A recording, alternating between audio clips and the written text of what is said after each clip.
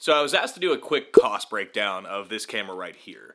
And if you look to my last video, you can see some photos that I shot with it, but it is the Canon 5D, the original one. It came out about 20 years ago. It's a 12.8 megapixel full frame DSLR camera.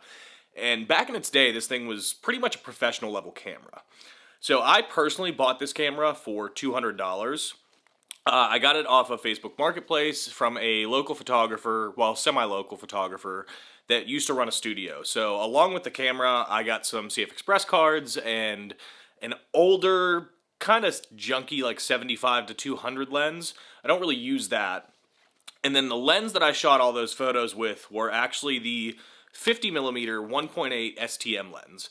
And believe it or not, I still use this lens in some of my professional work today just because it's a good lens and it's cheap, and if I take it out, I don't worry about it too much. So, quick cost breakdown. Now, of course, this is through MPB. I usually recommend getting any kind of used gear through MPB. Just, it's reliable, and they usually have pretty good prices. So, for the body itself, you're looking at about $209. Now, it is hard to find these in excellent condition nowadays, but good condition will suffice. Batteries are pretty cheap for these. You can find them on Amazon or B&H or any of those like regular photo shops.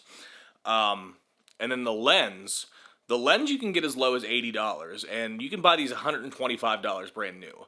That's why they call it the Nifty 50. Some caveats with this, of course. It's a 20-year-old camera, so check your shutter counts. Make sure that it's not like 300,000, 400,000, somewhere around there. 80,000 to 100,000 is kind of the expected range for this camera. I definitely would stick to somewhere around that just to get a good lifespan out of it. It's also only 12.8 megapixels, so make sure you're exposing properly. I will say this camera does like a nice little highlight bloom, so I do like the images out of it, but you gotta make sure that you're exposed properly and not blowing out highlights or like purposely underexposing shadows, but you can still get really good quality images out of it. And if you're just looking to post on social media and stuff like that, this camera will be great for that. It is bulky, it's heavy, and it's kind of big, so keep that in mind. It's not going to be a carry around on your waist every day kind of camera. Something like the Fujifilm X-S20 or, smaller cameras like the XM5 may be better suited for that. But if you're looking for a great image quality, great colors, and older, kind of cheap camera, I don't think this camera can be beat.